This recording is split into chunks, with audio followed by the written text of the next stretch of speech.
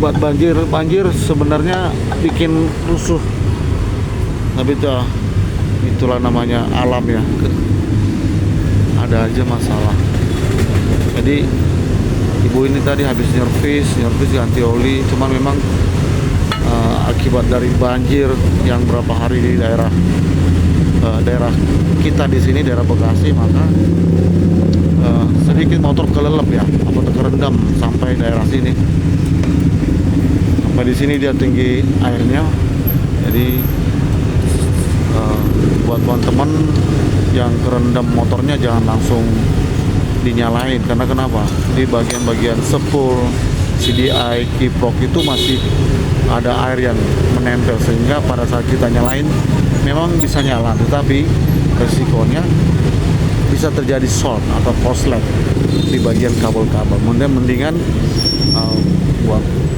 buat motor yang banjir atau memang mengalami banjir, maka harus dikuras, dibersihkan dulu pakai angin kompresor kayak, atau diservis kayak. Jadi untuk mengamankan kabel-kabel jadi nggak nempel air dan nggak mengakibatkan short atau korslet di bagian dalam kabelnya. Seperti yang dialami ibu ini, pengapiannya hilang, ternyata sepulnya yang sudah tidak bisa mengeluarkan setrum atau percikan api. Nah, ini harus ganti bagian ini, bagian sepulnya.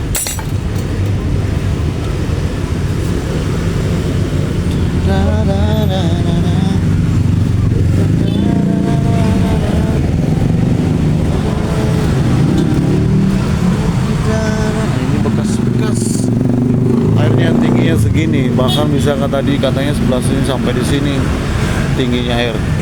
Bayangkan berarti tangki motor itu terendam.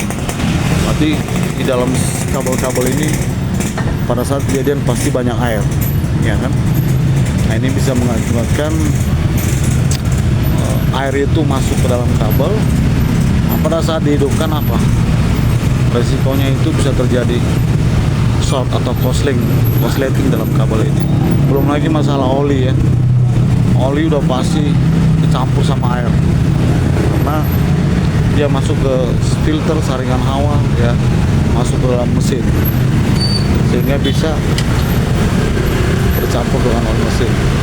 Nah, ini mengakibatkan karatan pada metal jalan, atau bearing, atau di transmisinya, atau di bandulnya juga bisa mengakibatkan karatan.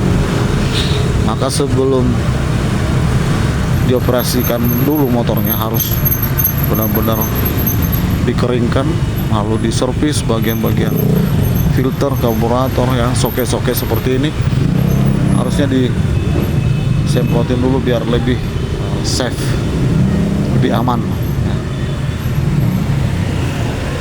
Itu cara-caranya untuk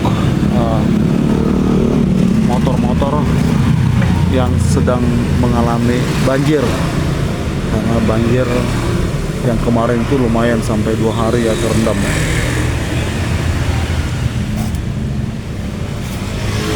Oke, buat teman-teman yang mengalami motornya banjir atau istilahnya daerahnya rawan banjir, hal-hal yang perlu dicek pertama kondisi di oli mesin, karburator, box filter ya, kondisi busi, terus kabel-kabelnya, soket-soketnya itu harus disemprotin dulu pakai angin biar kering, jadi air itu tidak nempel di bagian soket-soket atau bagian kabel.